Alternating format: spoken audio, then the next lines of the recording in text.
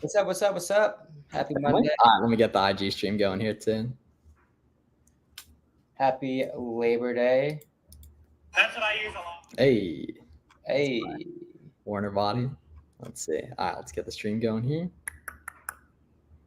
All right, boom. Here we go. All right, let's see. How's everyone feeling? All right, here we go. And then, yeah, let me get the Money Monday. It feels like a holiday, though. No, every Monday is Money Monday. Every Monday is Money Monday. Cool. All right, so we get the IG stream going here, too. Did you hit the pickleball today? Earlier, yeah. Super fun. All right, let's see what we got.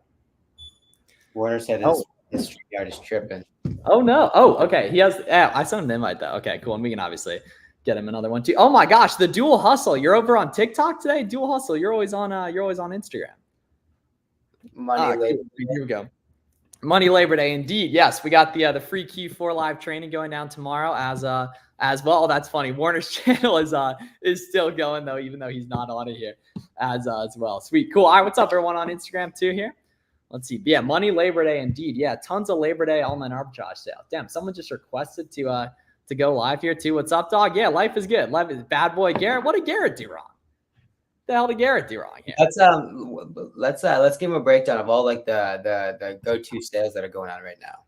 Gotcha. Ooh, okay. So yeah, pretty much every big website's going to have a deal going on specifically, and all that. But it's going to just primarily, depend on what you like to sell, right? And that the best places to do manual sourcing, really the only place to do manual sourcing, are going to be sites that have already worked for you.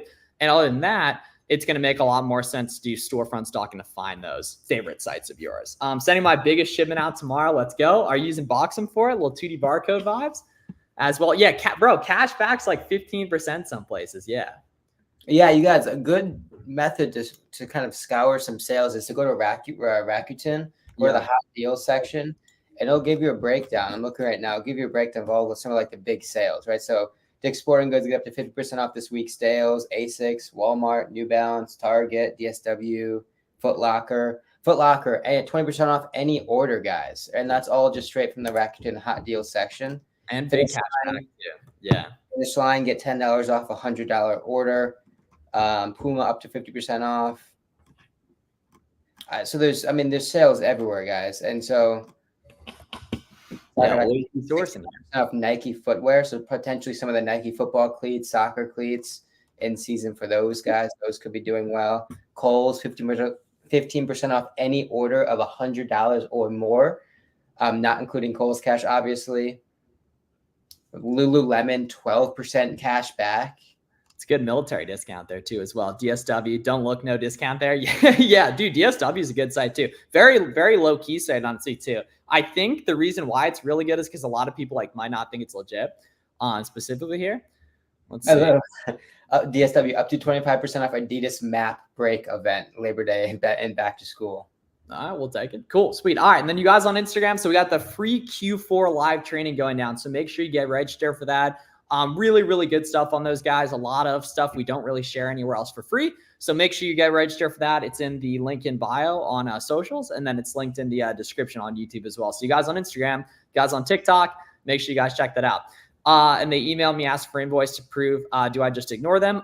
Pedro, stuff like that's tough. First order of business should be to check your Amazon seller account health page and see if anything shows in there. Yeah. Wait, is Boxem almost same as 2D workflow and it's better than all the competitors, and it kind of combines everything, right? So it's going to take a lot of this analytics from Seller Board. It's going to take the best efficiencies of all the other different shipping softwares, and kind of it's like all the other softwares had a baby, and it's cheaper. Yeah, and there's going to be a whole bunch more analytics features soon coming to merch fill listings almost ready. Right now, it's primarily going to be for FBA shipments if you just want to make that process a little bit easier too, as well. But try it out for free. Yeah, try it out for free. Going to be in the masterclass tomorrow night. Yeah, you will not be disappointed, my friend. You'll not be disappointed. Garrett, when you say wholesale, do you mean distributors or brand directs? You want to break down the difference between those two for people who might not be familiar? Yeah, so I mean, distributors. There's also, and the good way to think about it is distributors have a lot of different brands, right? And they don't necessarily have equity or emotional equity in any of those brands. They just are a partner with a whole bunch of brands, and they sell those on their behalf. Brand direct is as the name suggests, you're going straight from the brand. But the cool thing is, right, the distribution method is kind of overdone because a lot of people are just going to Google doing grocery wholesale near me, grocery Philadelphia wholesale, beauty Philadelphia or wholesale, that sort of thing, right? And so everyone's really kind of scraping the same sorts of distribution companies. And the other problem with distribution companies, and this is kind of it parallels manual sourcing as from a beginner's perspective, right? If you think about manual sourcing as a beginner, you're on Nike.com. You don't necessarily know sales rank. You don't know buy box. You don't know competition. None of that information is super privy to you. So you have to go that next step and connect it to the Amazon listing every single time. Obviously, as you get more experience and confidence, that sort of thing, manual sourcing is a competitive advantage. However, as a beginner, it's cumbersome because you always have to continue to map back to Amazon. The distribution approach is the same sort of thing, right? You put in the equity, you put in the time, the effort, the hours to open up a bunch of distribution accounts. And unfortunately, there's little qualification that you can do. So you're left with a catalog that has three sorts of products. Products that are on Amazon, that products are not on Amazon, and products that are on Amazon that don't do well. And so when you open 100 different distribution accounts, it's super hard to understand what sorts of products are going to be in that particular account, right? You can't qualify a distribution account before you get the actual catalog, and it takes hours to get that catalog. The other side of the equation, the more efficient approach is game right here. Yeah. Similar to how we reverse source, right? If you qualify products and brands based on all the criteria that you know and love, right? Sales rank, no Amazon, buy box stable, all these sorts of things, you can obviously map a particular product back to a brand and then call the brand, right? The cool thing is, A, if you get the brand, awesome. But B, if you don't get the brand, the follow-up question is, yeah, understand the timing is probably not good for you or me, right? Understand. But our team has really put a lot of hours into researching your products. They really correspond with the other products in our catalog. Can you refer us onto a distribution company that you guys approve of that can sell the products to us, right? We want to sell your products. I understand we can't buy directly from you. Is there a secondary approach to make this happen? All right. So the kind of the backdoor approach to getting a lot of distribution accounts is to A, sort of like reverse sourcing. You qualify based on all the factors that you like, reach out to the brand. If you get the brand, that's a win-win. If you don't get the brand, you'll hopefully get a list of distribution companies that they recommend that now you can backdoor approach into the same sorts of products. And so that's really going to be like the win-win-win situation, right? Saving time because you're qualifying early. Every approach is going to be a very warm, strategic approach, and the accounts you win are going to convert better. What up, y'all? Cool. Yeah, good to see you, Warren. I've been going to war with the the tech here. It's fun. It's a 7-minute solution today. Did you deconnect? I had to full reboot the computer, and then naturally it wanted an update. Like nothing was. Okay, yeah. So that happened to me when we had the VQL integration live. Interesting. I found a supplier for wholesale, and they have no MOQ. Is that a red flag? I mean, not necessarily, man, but definitely look into. I mean, if they want a wire right away, I would say that's a red flag. Figure out how long the customer has been in a business. Yeah, a lot of times no MOQ suppliers just assume you know what you're doing. Like you'll see MOQs on a lot of like beginner friendly liquidator type suppliers. You don't tend to hear about it on like big, brand directs and legit distributors. How small of an order should I do to avoid cancellations when ordering for the first time? Do not worry about cancellations whatsoever. So much money is lost worrying about cancels that never come. In order, yeah. Right. And that, you can't really be worried about that at all. Those are part of the game. They do happen on some sites they don't happen on, but a lot of beginners waste a lot of time worrying about cancels that were never going to come. Going to war with CSM brand review. Send me if you ever have CSM brand review, DM me on Twitter and I'll send you the template. I've been handing out the template to a lot of people for that goes for a lot of things though. A lot of people are going to war over problems that don't actually exist instead of just sourcing more stuff. Yeah. The CSM though, that is important, obviously. Yeah, I mean, obviously that. No, we're talking about like the ungating and worrying about cancels and if you guys still have your CSM. Couple that we beat together, Miles, back in the day, we were tripping. Ooh. What happened? The brand reviews, the first time you get those, it looks like you're screwed, but like you just need that's why having Amazon seller friends is so important. It's like, here's how you do it. Let's get through it together. Yeah, they can walk you off the ledge. It's a red flag. A company doesn't have their warehouse address on the website. I mean, yes and no. Like it's 2024. 3PLs are a real thing. They're a legitimate thing, right? So I know a couple different call it wholesale brokers that are buying from legitimate companies that just aren't fulfilling the products themselves. Obviously, me being one of them. So it's not necessarily a red flag. You got to keep digging, right? You got to keep digging, ask around, see if anyone else has bought from them. But not always a red flag if they don't have a warehouse listed, if they're not doing their own fulfillment. But I mean, the space is transitioning and transforming so much where it's like some of the original principles that kind of dictate a company's legit or not aren't necessarily as true to form as they are now, but it's changing. My boy needs help for Amazon FBA. Can you give us some tips for finding a product? Yes. So we'll give you a ridiculous amount of them tomorrow at the free live training we're hosting. So definitely make sure to get registered for that. ARK143 says, how can I schedule a call through Miles? Check the link in the description for that. But would you go about getting on a brand that isn't selling known websites that are known to get ungated like Target? Ooh, Target is very known to work. Buy directly from the brand. I think they're saying it's not on Target. Oh, if it's not on Target, then you can probably buy it from the brand's website. Like they probably only sell on their own. You're good to go. Yeah, honestly, yeah, anywhere you're finding is probably gonna work. How much do I have to invest to make $3K a month profit? I mean, you're gonna have to have at least like you're gonna have to selling probably like somewhere between like 75 and 100K, right? Every single month. Wait, to make 3K. Wait. Make 10K. Oh, my bad. Oh, I thought you said you said 3K. Okay, I was gonna say. You're spending 40 because you're not going to sell everything. You'll sell 75% of it to plan. The rest will sell a little bit slower. So you're spending 40, and then the generally Danish, like it's like every dollar you spend, you'll make like 30 cents. Yeah. But I mean, as a general rule of thumb, somewhere between like 70 and 100K in inventory you should expect to have. If it's fast moving stuff, probably a little slower, but that's like a rough personal. How do you vet a supplier for wholesale then? Thanks. I mean, so you're going to want to obviously see a professional email address, right? They ideally should have a website. You can check like Dun & Bradstreet database. Yeah. Anywhere that wholesalers register themselves. Like you're talking about a little bit of like looking at the address. Usually you'll see a nice big warehouse. If you see a trailer park, maybe don't buy from them, that kind of thing. Just honestly just like talk to them, right? Just get on the phone, just talk to them, right?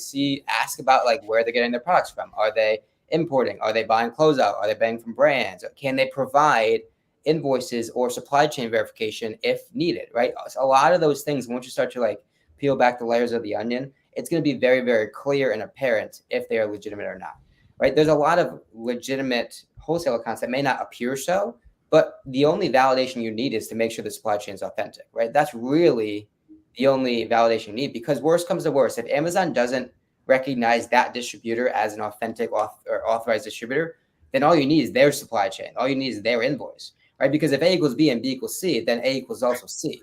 You know what I'm saying? That's a foundational part of Garrett's getting Algebra 1 in here. What my dad would always say in English class. But like if some random company X is selling you, call it Duracell, right? Amazon's never seen that. But if you can get an invoice from random company X buying from Duracell, well, Duracell is connected to random company X, and random company X is connected to you. So that's a very clear line from Duracell to you. But that's really ultimately what you're trying to validate, is how convoluted is that supply chain, and if you can authenticate it if need be.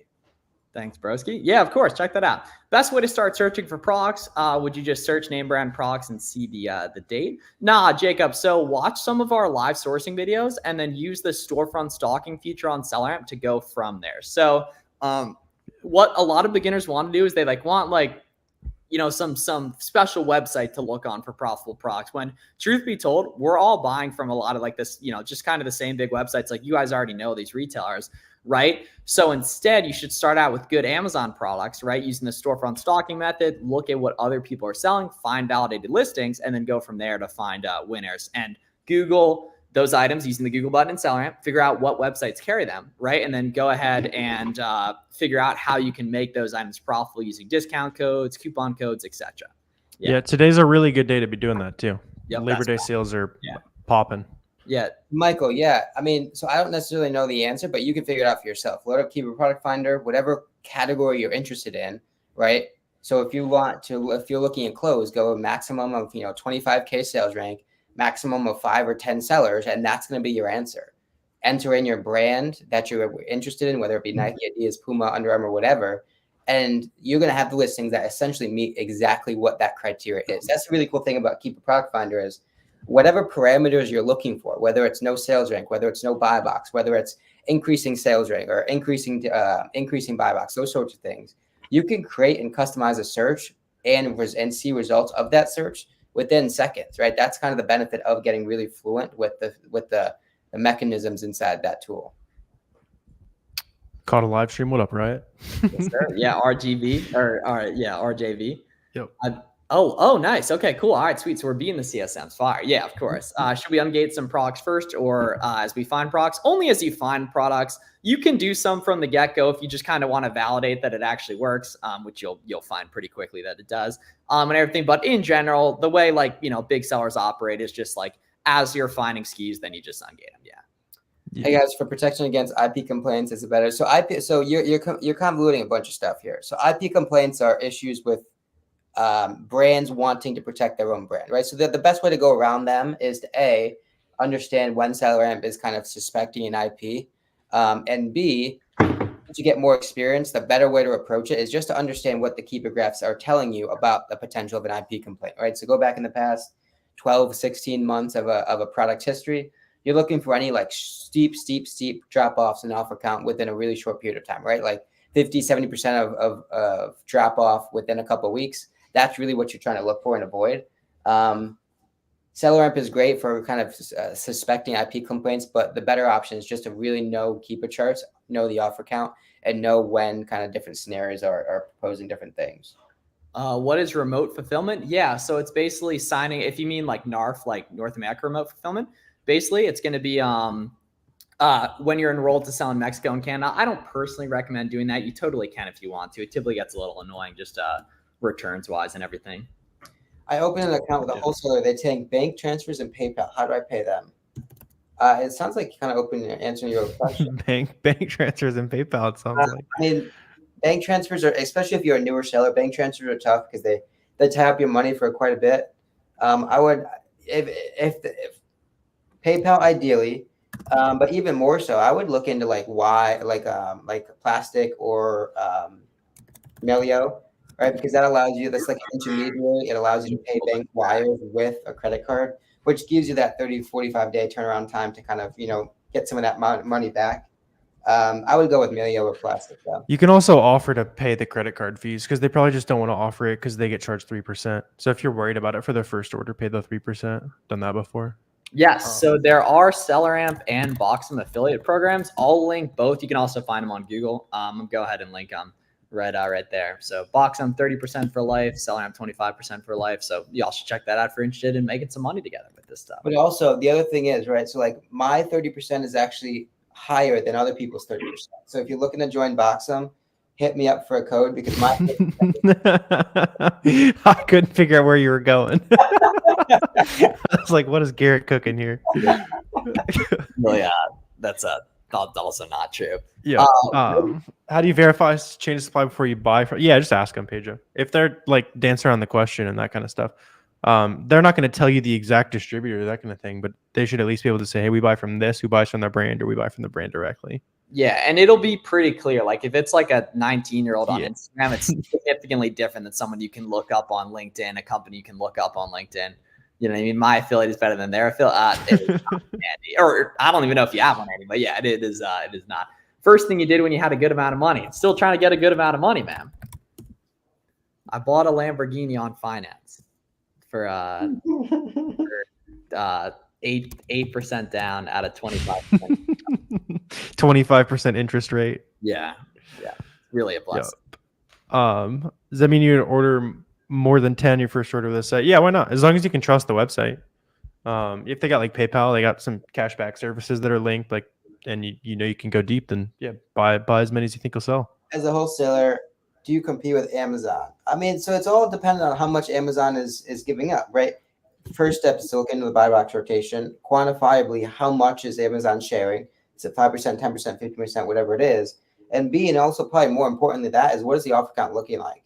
If there's going to be tons of listings where Amazon is quote unquote owning 100% of the buy box, but you can see that offer count oscillating, right? And those are kind of contradicting statements, and the offer count is always going to kind of be the single source of truth, all right? So buy box rotation, and if that's not helping, go to the offer count, and those are going to be really a telltale sign in conjunction to understand how much, if anything, is Amazon sharing of their portion.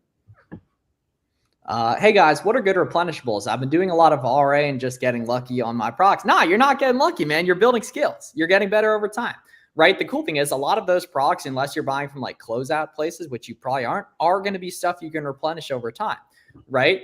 If you go to your listings at home when you're on the computer and hit data and then offers and then scroll over to see the first scene, there probably are sellers who have been on that for 12 plus months, aka that pretty much guarantees for the most part that that's going to be a replenishable SKU. Now, kind of getting more tactical and advanced, right? Stuff that's going to be replenishable is typically going to be from retailers that have coupons that stick around. The Dick's Sporting Goods 10% is a great example of that. Yeah, I mean the sale price is the replenishable part. If you're looking at something that's just constantly sitting there at retail price, it's not going to stay profitable for forever.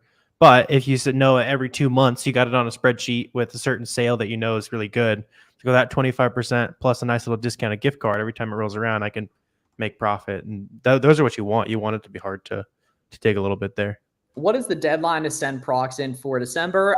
There's no like formal deadline. Sorry. What up? So just say, here we go. All right, let's get him out of here. All right. Okay. So basically, it's really like there's no formal date. I'd say right around November 15th. Depending on what fulfillment centers you're shipping to, it just gets kind of irresponsible to wait 2 weeks to sell something when you could just sell it tomorrow FBM. You know what I mean? And the cool thing is you could always identify like quote unquote FBM products, right? If you go and keep a product finder right now, toggle on the FBM. I recorded a YouTube video on this a couple weeks ago. Toggle on the FBM filter, insert brand X, right? Whatever brand you want, sales rank maximum. And immediately you'll have hundreds and hundreds and hundreds of products that currently have a third-party FBM buy box. You can even add like a 16-ounce maximum filter to make sure that you can ship SBS or USPS, first class, and it's game on from there, right? That's going to be a super, super easy way, whatever time of the year that you want to use it, to identify potential FBMable products. And ultimately that comes down to just like looking at the rotation, looking at the buy box, looking at the competitive offers and seeing other FBM offers that are winning, right? Because if there's 5 other FBM offers that are winning, you can be that 6th. Can you factor in cash back from cashback apps into your percentage off on SellerAmp? I wouldn't recommend it. You definitely can, but I definitely wouldn't recommend it. Bonus money. When's the car reveals, Miles? When's the unicycle reveal? The car reveal. I used 6-year-old minivan in Pennsylvania that my parents own, and 11-year-old 12-year-old unicycle. Got it for my 13th birthday. That is you sold your Tesla, right? The big expensive lifestyle that I flex on you guys. Yeah. Is you that sold yours, right, Garrett? Unicycle or the small unicycle? The monster truck one. The smaller one is about maybe 14 years old. Yeah. If you the monster truck's better. Yeah. If your metric for success is driving big, giant, expensive cars, we're not your guys. We're not your guys. Watch someone else. Would rather have a fat bank account than a giant car loan. A lot of gurus say they warm up sales before they buy. Do you guys warm up the site at all? No. Now, but we're also in a different point where if I'm buying from a new site, I have a lot of data points from friends about how that site operates. Personally, though, you can feel free to adopt that. It's not going to hurt. You're just going to leave money on the table because there's typically way more important things to worry about compared to that. You can totally do that if you want. You're definitely not going to lose doing that. You're just not going to win the way you can because a lot of people who worry about cancels, they just leave a lot of money on the table, basically, because on a lot of websites that no cancels end up happening. And Miles kind of glossed over a super important point, guys, right? The real essence of it is understanding how that site works. Right, that's a lot of times the competitive advantage is the efficiency to acquire hundreds and hundreds of units where other people are maybe getting canceled on. Right, so it's understanding that Lululemon has like a soft order limit of 5, or Dick's Sporting Goods you can't really order more than 50. Right, whatever that site is, whatever your go-to site is, you have to really peel apart everything about that site. Understand what they cancel, what they're keying on. Right, is it PayPal? Is it Google Pay? Is it the quantity? Is the order cadence? Right, for Kohl's, if you're ordering before the Kohl's cash confirmation comes in, well, you have a good chance of it getting canceled. All right, so it's really understanding the fine-tunedness and underneath the hood of how different sites operate, because ultimately that's going to be really the competitive advantage that you need to win on the site. Is that my boy Sean? Let's go. It is. Okay, cool. Great. I just got boxed some shipments in. Most cleared. Some SKUs didn't check in. They're probably just in like FC transfer. Yeah, go check your inventory and it'll probably say 0 and then click the little drop down. It'll probably say either inbound or FC transfer. Dude, it's crazy how quick things check in with those 2D more. Yeah, it's actually insane. Like my check-in times are like 7 to 10 days on average now from it like I shipping know, to yeah, close. It's nuts. crazy. It's nuts. Yeah. There's a listing that has 95% FBM sellers. Would be a good idea to FBA. Hell yeah, absolutely. Just make sure it isn't like dangerous goods where you probably won't be able Or to. multiple, yeah, something like Yeah, that. because the cool thing is in your case, right? Amazon wants to give the buy box to FBA sellers because they get more fees on that, or to FBA sellers because they get more fees. It's just on a listing like that where it's a lot of FBM sellers, they haven't had the opportunity to. So typically, if that is the case and it's mostly FBM people, you can price 5 to 10% higher with FBA. Yeah. FBM is speed of money. FBA is max prices basically. Yeah. And just overall scalability. Yeah. Yep. Oh, fire! All right, so we got to check out Fiery Kitty 2032 here on Twitch. Okay. So reserve. So yeah, I'm gonna. So there's a good Amazon FBA reserve meaning. I'm gonna look it up and just read it to you guys because it's very very important here, right? Basically means that your stock's like not available. So I wish the Google AI showed up. It didn't for that, but basically it means that like it's not available. It's either being remeasured, they're like transferring it around, like they can get there for some weird reasons. It should be available for sale in a couple days usually. It's nothing you did wrong, most likely. Yeah, no. Do you think I'll be able to increase my capital by 30% every 2 months with wholesale? Likely not. Turnaround times are going to be a huge hindrance of that. Sometimes your products aren't going to arrive for 2 weeks, 3 weeks, 4 weeks. Sometimes it's going to take a couple weeks. And then obviously FC transfer is another week or two. So 2 months is aggressive for sure. I would say every quarter is probably a safe bet. But again, obviously the products are a huge dictator of that. Some products are going to sell out within a week. Some are going to take a couple months, right? So quality of the product is going to be a huge indicator of that. And then just how quickly that wholesaler operates.